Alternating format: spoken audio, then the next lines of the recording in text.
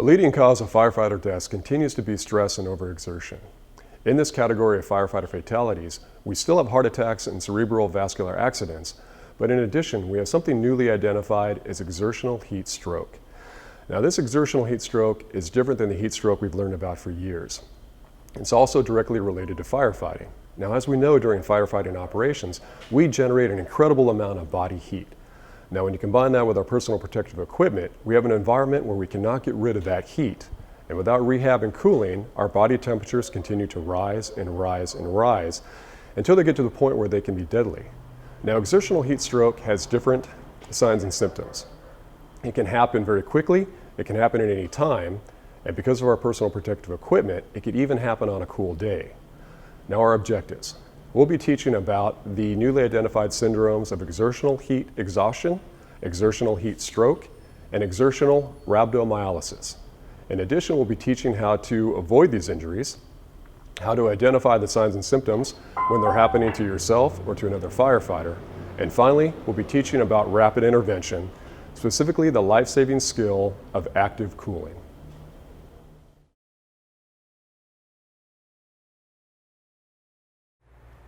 On July 7, 2011, a young, physically fit, experienced hotshot firefighter was conducting mop-up operations when his crew noticed that he was stumbling. When asked if he was okay, he simply stated that he had felt hot and had a headache. His supervisor told him to take a 5-minute break. Later, he was found unresponsive. On arrival in the emergency room, his core body temperature was 108 degrees Fahrenheit, and in spite of their efforts, he died of exertional heat stroke. It is important to note that the autopsy showed no evidence of dehydration or heart problems, and his blood tests for drugs, alcohol, stimulants, and other controlled substances were all negative. This is 23-year-old Caleb Ham, and we dedicate this film to him. The excessive heat is our big story at 6. Firefighters having a hard time battling the rising temperatures. On the front lines of that fire yesterday when he collapsed, likely as a result of heat exhaustion. Crews say the heat is another factor slowing them down. Firefighters did go to the hospital with heat exhaustion and smoke inhalation. But imagine fighting a fire in triple-digit temperatures and wearing all that gear. It's fireproof, heavy, but the material doesn't breathe well. That adds to your body's heat. He was in tip-top physical condition, but he died of heat stroke on the fire line. All the effects come down on them at the same time. The adrenaline's pumping, they're fighting fire, the heat, a combination of many things. The fires in Texas have been going on for, it seemed like most of the summer. So we've been getting a lot of information. We saw some warnings about the high heat, fuel types, fire activity, things like that.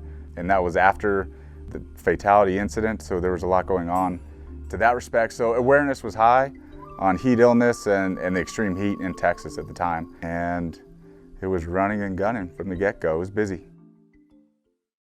Basic human physiology suggests that heat production is a function of metabolic activity. The more active the skeletal muscle is, the more heat production that individual has to figure out how to offload to the environment. So when the environment is pressing down on you or pressing back on you because the temperature of the sun and the ambient conditions are quite warm, or the temperatures associated with the fire, that radiant heat from the fire get to be pretty demanding, those add to the stress. That doesn't mean that a person can't develop heat cramps, heat exhaustion, or issues in cooler environments. If their work output is so aggressive, or aggressive enough to cause an elevated core temperature, and even in cooler ambient environments, they can't offload it quick enough, they could suffer from a heat-related injury. Most of the issues that firefighters are going to face is going to be due to an exertional heat stress. So they're working hard in an aggressive environment. The muscle contraction that happens over and over and over as the person's line digging or hiking aggressively or whatever. As that metabolic heat production escalates, the core body temperature starts to run upwards. And when it gets to a critical level, and that's going to be different for every individual, there's a lot of individual variability, then the person might start to develop those cramps. Heat cramps can happen as a result of an electrolyte imbalance, or it could just be a slight drop in hydration, or it could just be an irregular rise in core temperature. It's really hard to pinpoint what the precise mechanism is. But when those happen, they function as an early warning sign to say, hey, wait a minute, something is not right here. Let's get you out of this heat. Get that fire shut off you. You said earlier his hands were cramping up too. If they don't address those symptoms, guaranteed heat exhaustion is going to enter into the picture. When a person starts to experience heat exhaustion, certain telltale signs are always present. So usually it's dizziness, usually it's fatigue, it's usually associated with, and most often associated with, a feeling of overwhelmed. The body's just overwhelmed with heat. Everybody on the crew experienced at least mild heat illness once or several times throughout the course of the assignment. Those early symptoms of headache, nausea, lightheadedness, some cramping, everybody experienced that while we were down there across the board. Some of the most severe effects occurred with our sawyers. Certainly with the amount of work they're doing, the extra layers that they're wearing, I think contributed to that. The common approach to treating heat exhaustion, at least it seems in military and in the fire agencies, is to address it with aggressive hydration. And that is, again, secondary to what really needs to happen. And so cooling the individual is really the primary course of treatment. We got to get you out of the heat, dude. Getting you in the sun's not helping. Getting them to stop work, which they're probably going to voluntarily do because they're going to collapse, or they're just going to complain to the point that they're going to need to stop. So getting them into the shade, cooling them off with external cooling, and then down the line, addressing any hydration issues that may need to be addressed. If they continue to ignore those symptoms, then it can progress almost instantly from heat exhaustion to heat stroke. And at that point, then helicopters got to get involved. Medevac's going to be the case, and then a whole lot of other individuals are put at risk. So you need to get that person off of the site immediately, cool them down rapidly. But the only way you're really going to know, is this heat exhaustion, is this heat stroke? That's not really the argument that you need to have on the mountain. That's an argument that's reserved for the clinical environment.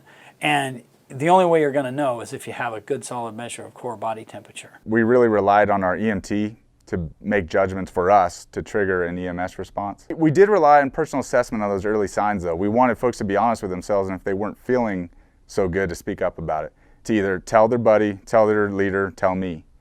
And I said it over and over and over again because it is somewhat against our natural culture. And I think the reason why is it can be perceived or sometimes perceived as a weakness. And in that situation, I saw it had nothing to do with fitness, strength, motivation, work ethic. It was a physiological issue.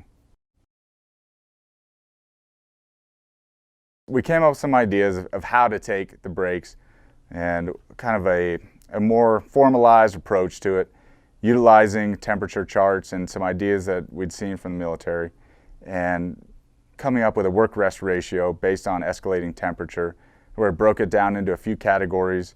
And when we hit those temperature trigger points, it resulted in us taking set breaks, work-rest ratios. There's no scale that you can calibrate that's going to be more effective than a really experienced crew supervisor, that they know what that crew can tolerate and what they should tolerate, and to be conservative in the work rest that's necessary. That would be awesome if we'd be able to predict who was going to go down before they went down, so we could address it ahead of time. What happens though, if somebody goes down from a heat-related illness, the likelihood of a subsequent one is higher. Right now, we have data from other projects that strongly suggests that the biggest protection against the potential development of a heat illness, especially in a group of 20 people on a crew, the individuals that have the highest aerobic fitness level, they're going to have the best possible protection. So of the different categories that puts a person at risk for heat-related injuries, certainly aerobic fitness is the highest. And then whether or not the individual has had a previous illness is another predictive factor. Hydration status of the individual, I suppose, is somewhat linked, but it's really difficult to evaluate accurately an individual's hydration status. The worst practice that you can do is to drink exclusively an overabundance of plain water. that's going to do you a disservice, and that's more dangerous than not drinking an adequate amount of fluids. Nowadays we think of that as hyponatremia, when the blood sodium drops below critical values. So have some sport drinks always on hand, have electrolytes in the foods that you have, and use those during the especially aggressive periods of work when the sweat rate it's at its highest. The idea of cumulative exposure may work in their favor in terms of assisting them to develop some of the physiological characteristics that are associated with heat acclimatization. It really had more to do with the amount of exertion that they were expelling. Acclimation really didn't, it helped. I think it provided some more resilience to the heat illness, but if folks were working hard and it was hot, symptoms arose. In a given 14-day cycle, if they're not given an adequate work-rest ratio here and there, and their diet's not very great, and their sleep's not very great, which certainly sounds like most 14-day assignments, then that could increase their risk during that window of time. But don't use segments of the fire season to train for the future fire season. You want to show up fit for duty. That includes being aerobically fit to tolerate the work and also to tolerate some of the environmental concerns. You know, as a hotshot crew assigned to West Texas IA at that time, after a fatality occurred, it was not lost on us that we were a hotshot crew doing the same exact thing in the same exact place at the same time that resulted in a fatality. So that drove home the point that we were in a serious condition, a serious environment with extremely serious consequences. And so that facilitated us really taking a look at how we were doing business and how we might change it to make sure that we did everything possible to keep the crew safe.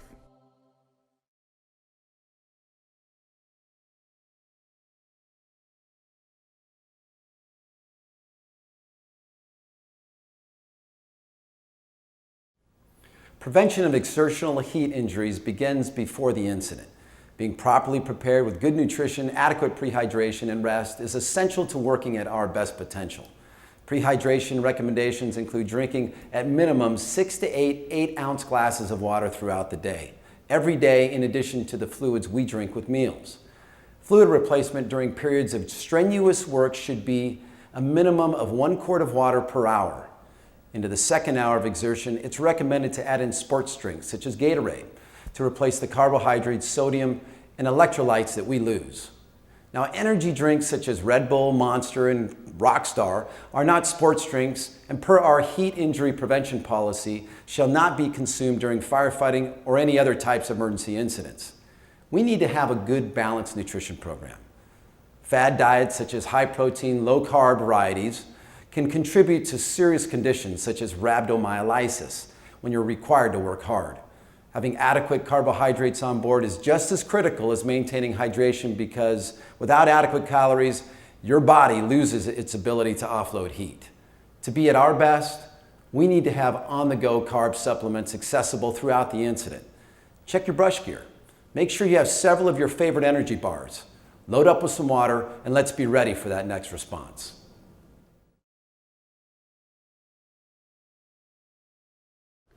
There are some personal risk factors for exertional heat stroke that you may not be aware of. Obviously, having a lower level of fitness and a higher percentage of body fat puts you at risk. But did you know that certain medications such as decongestants, antihistamines, antibiotics can potentially drive your temperature up? Medications such as statins for lowering cholesterol and beta blockers can also be risky. Talk to your personal physician for more information. It is interesting to note that prior heat injury can make you more vulnerable, as well as recent respiratory or GI viruses. Stay away from energy drinks and weight loss products such as creatine and ephedrine. And failure to report signs and symptoms of heat illness certainly can get you into trouble. And if you get into trouble, pay attention to the rest of this video to learn the right way to treat an elevated temperature.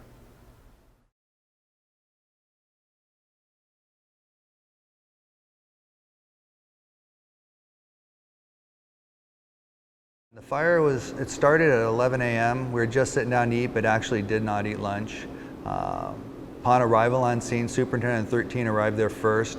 He assumed IC. I was assigned Division Z. At that point, I took my crew and initiated a progressive hose lay. The initial attack on it was pretty aggressive. It was steep. We were trying to get a quick attack on it to keep it small. A lot of exertion and heavy work in the early stages of this fire. At that point, things were going smoothly. About an hour into the incident is when I noticed the first signs and symptoms of a potential problem. And what I was thinking and what I was actually saying on the radio didn't seem to jive. It seemed there was something off. At that point, I couldn't put my finger on it. I just realized that something was wrong, something was off. That's when things progressively got worse quickly. There was a camp crew that was filing out the fire line. I remember getting a look from them like, what's wrong with this guy? And that's when they realized something was up. They stood me up and said, hey, we're gonna walk you out the fire line. I promptly fell backwards, rolled over onto my hands and knees and attempted to crawl out of the fire line by myself. That's when everyone just picked me up, and that's the last thing I remember.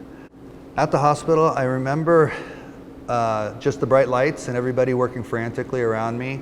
I had ice packs that were in my armpits, around my neck and my groin. They were administering chilled IVs. And it was a while into the treatment when I overheard the nurses talking, and they were concerned because my core body temperature was still at 103 during this incident. And I literally could not speak, answer questions. I was so fatigued I couldn't keep my eyes open. That's one of the main things I remember most about this whole thing is the exhaustion. They diagnosed me with exertional heat stroke. There are a number of things I learned from this incident. One of the main ones, the first one, is to get acclimated early in the fire season, and to stay acclimated, that's key. That's going to affect our ability to work and work efficiently and safely. Two is to always have carbohydrates on board in case we don't get to that meal. I have energy bars and protein bars on the rig at all times now. Stay hydrated. Hydration starts at home before you get to work, and you got to maintain it throughout your shift.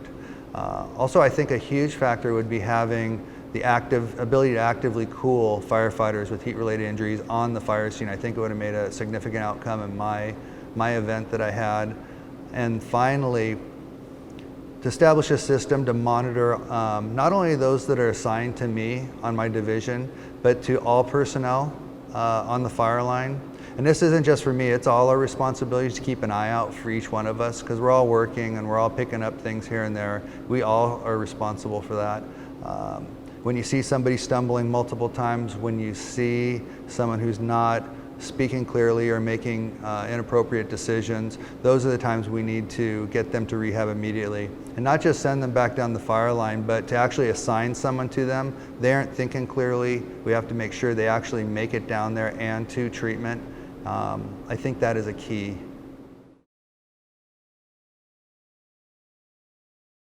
Our rehab medical monitoring policy states that a formal rehab treatment area is to be established for all initial alarms involving heavy physical exertion. Now that research has shown that passive cooling does nothing to drop our core temperature, we are incorporating active cooling measures into standard rehab. At formal rehab locations, all you need is a large container, like a large trash can, ice, water, and towels, to establish a cooling station.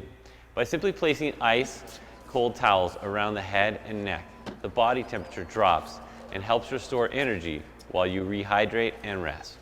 The most effective way to prevent or treat heat exhaustion is by total arm immersion.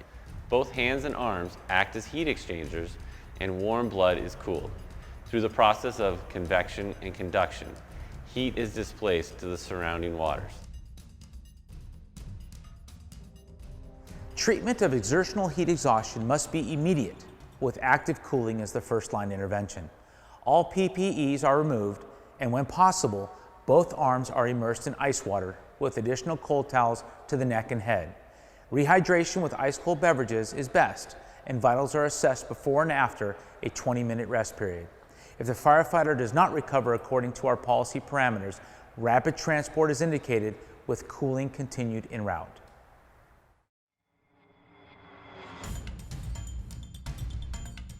At training sites that are in more remote areas, rehab with active cooling can be difficult to achieve. However, cadre from the Fire Suppression Aid Recruit Program have established a mobile rehab unit that can be moved to different locations. Using a pickup truck, this mobile unit provides cooling trays, shade, cots, and medical monitoring equipment. Total arm immersion in ice water has become part of their standard rehab following training hikes, obstacle courses, and other exertional events. Treatment of exertional heat stroke requires immediate, rapid cooling with total body ice water immersion to bring the core temperature down. At many athletic events, such as marathons and football games, it is now a requirement to have a kiddie pool or tub at the location for this purpose. We realized that there would be a challenge in making this happen at fire incidents, but some creative thinking brought up some options. A firefighter can be transported while wrapped in ice water using a burn roll, which is kept on all squads, or a debris bag, which is kept on all engines. Layering with wet towels and sheets is another option, and a combination of the two is the best. Remember, cooling is the priority, and all other ALS procedures, including IVs and medical monitoring, are done en route after cooling takes place.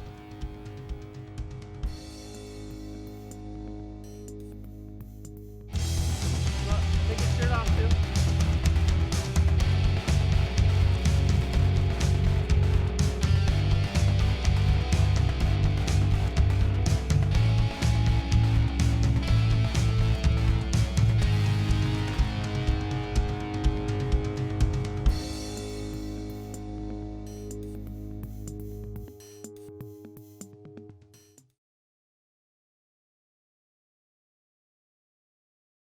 Obviously, there are times we're not able to get to a formal rehab.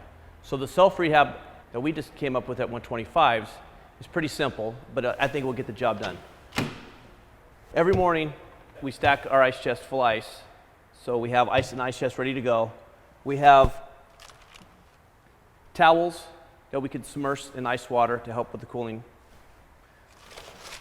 We went a little extra and went with a vacuum packed.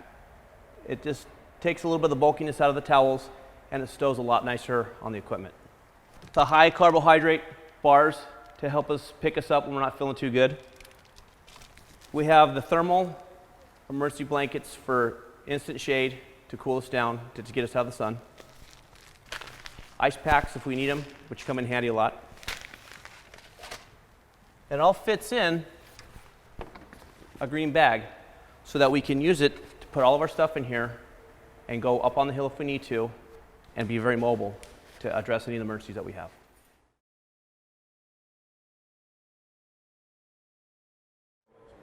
The military and fire service are experiencing what appears to be an increase in rhabdo cases, especially during recruit training. Contributing factors are poor physical fitness, prolonged or unaccustomed physical exertion, some decongestants and antihistamines, certain antibiotics, dietary supplements such as creatine, cholesterol-lowering drugs known as statins, and poor nutrition.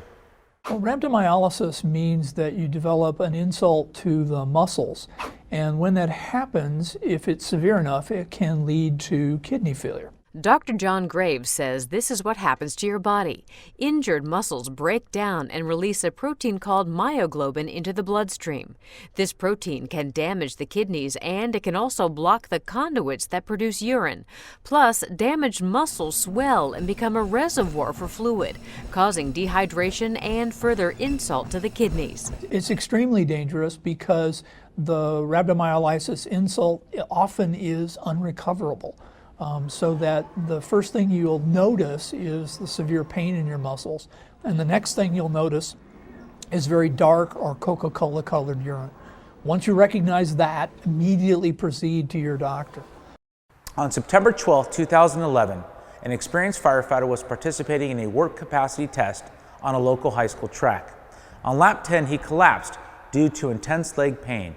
24 hours later, he noticed he had significant swelling around his left leg and that his urine was dark. At the hospital, he was diagnosed with rhabdomyolysis, rhabdo, compartmental syndrome, and acute renal failure. The firefighter later reported that he had not eaten breakfast that morning and that he had consumed part of an AMP energy drink during the pack test. Unfortunately, he required multiple surgeries to relieve the pressure and remove damaged muscle. This picture was taken after his 5th surgery, and a metal halo was mounted onto his leg to help prevent muscle atrophy during his healing. Immediately report the following signs and symptoms: muscle pain that is out of proportion for the amount of exercise you did, abnormal muscle swelling, tea-colored or cola-colored urine. Remember, it can occur in well-conditioned athletes during their usual workouts, so don't ignore the symptoms. Rhabdo is often mistaken for heat stress and dehydration, so be sure to ask your physician to test specifically for it.